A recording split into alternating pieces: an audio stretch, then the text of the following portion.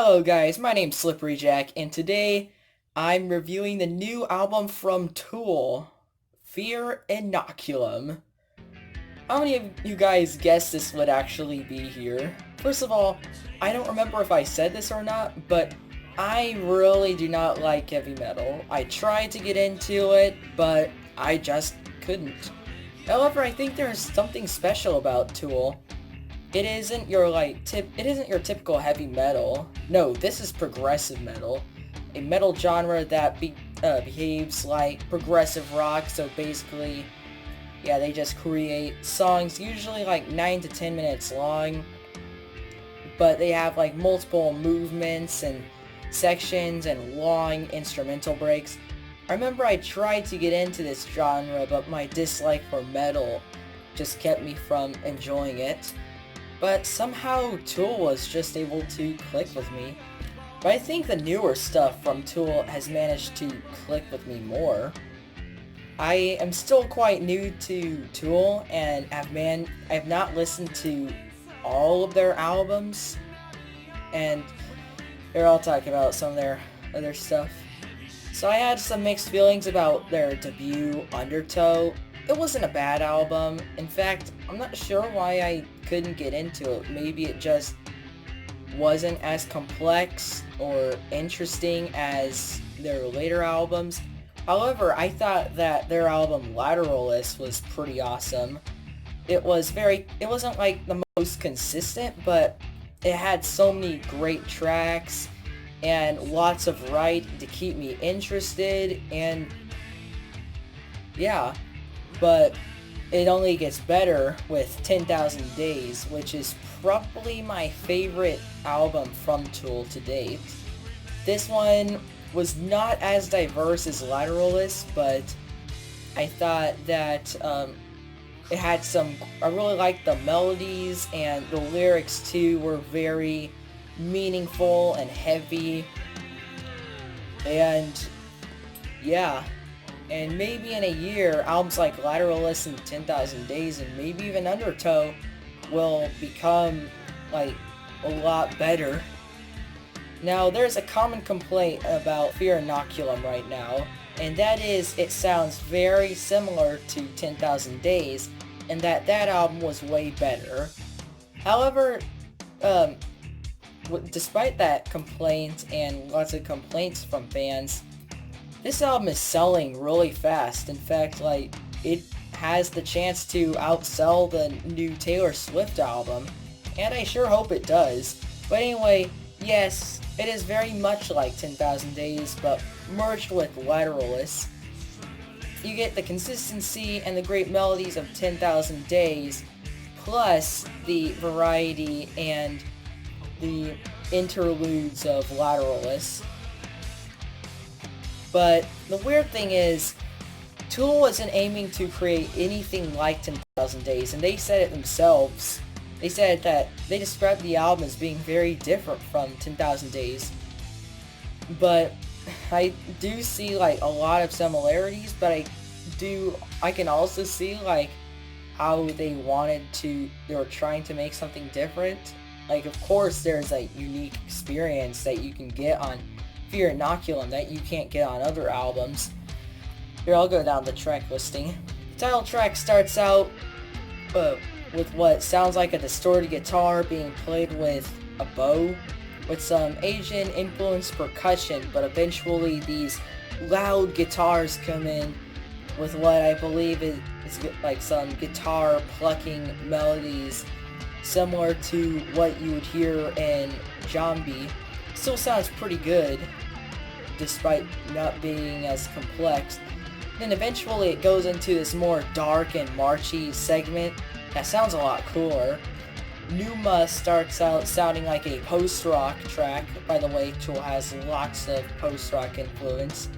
This one takes no time to build up. After just a little under 2 minutes, the song becomes very dark and marchy, and I can hear some of those melodies from Zombie again at sometimes. There are some really loud, heavy parts of this song too that just sound really cool as well. And I really like the lyrics on this one. It's about the desire to know more about things, or just like the pneuma inside someone.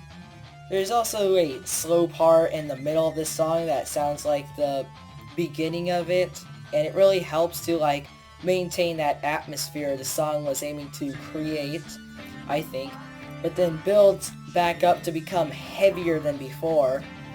Litany Contra La Pure is just 2 minutes of these atonal, fluttery synths. Invincible starts out sounding like a sunny post-rock-ish track, but somehow makes a seamless transition back into the darker atmosphere of the rest of the album. It has a very addicting melody. This one is about someone or something struggling to remain invincible. Well, that's just what it says, but struggling to remain relevant with time, trying to stand the test of time, if that's how you describe it. And they do a really good job making you feel like that warrior that's struggling to stay invincible. The song then just goes into like this fast segment, and it is just really infectious and just makes you want to bop your head, but then slows down and these electronic sounds come in, and Maynard's vocoded voice, and there's just so much going on this track, like some techno noises, and there was also like some post-rock-esque guitars, but then it just all stops and the song just goes back into that fast segment and is just really heavy and polarizing, and it just makes you feel so good. And then right when it all stops and you think it's over, it just comes back tougher, more aggressive, and emotionally charged than ever. And it does that for about 2 minutes before actually ending off. Fear Inoculum is just like a dark ambient track, similar to that of Brian Eno or Stars of the Lid. You can hear a voice whisper, "Bless this community," which I believe is a sample from the first track. This track is almost completely electronic, but it still sounds really cool. Descending starts out sounding like another post-rock track, but the vocals come in way quicker. The lyrics are basically just like a wake-up call, and how the life is getting bad, the world's on the downward spiral, and we need to wake up and do something about it. But yeah, same formula. The song just kind of builds up and gets louder, and takes a while for it to actually progress, but this song is well over 10 minutes, so Tool has to do something with it at some point. So then there's like this one part where these spacey synths come in, and there's like a dual guitar solo at one point too, and that ending guitar solo is just brilliant, and it's probably the most emotional part of the whole album, and it just comes together so perfectly. And Culling voices is more slow and hypnotic. Unfortunately, I have not deciphered all the lyrics on the album, but I will. But this song is just beautiful. I like how it takes its time to build up, but eventually when it does build up, it keeps the song interesting. However, it isn't as heavy as a lot of the other tracks once the loud signature Tool guitars come in. And yeah, that's alright with me. Like, sometimes you can use a break from that heavy stuff, you know? And the next track is called Chocolate Chip Trip. The title sounds nothing like anything Tool would do, and it doesn't even sound like Tool either. It's just like a techno track, and with some great drumming from Danny Carey, and it's somehow really enjoyable. And 7 Tempest. I'm just gonna call this one Tempest. This is the longest and heaviest track on the album. It wastes no time getting started. There's a lot of post-metal influence on this one. And that's really all I have to say about it. For some reason, despite its length, I really don't have that much to say about Tempest. But it's a good track, trust me. And the album ends with Mocking Beat, which is just some electronic beats and some bird chirps. Kind of an interesting way to end the album, but it's alright with me.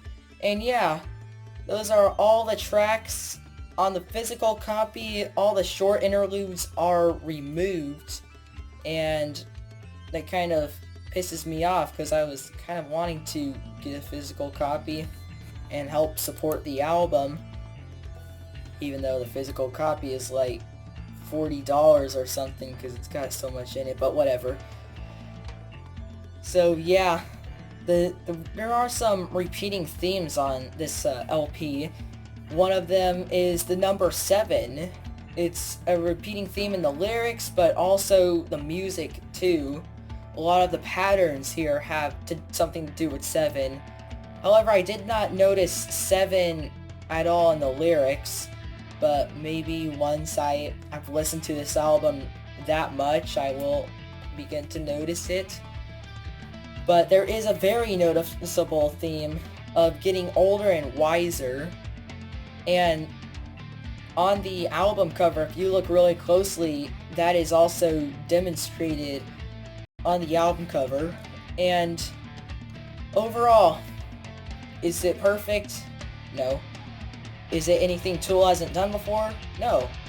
But we need to get past that and enjoy Fear Inoculum for what it is. It's a great album, and this is possibly one of the greatest albums to have dropped this year. But yeah, I'm really glad I found these guys. I'm overall feeling an 85 out of 100. And these are just my opinions. Tell me what you thought of the album in the comments, whether you liked it or you hated it and why. And like and subscribe, hit the notification bell to support the channel, and I will see you all in the next video. Peace out.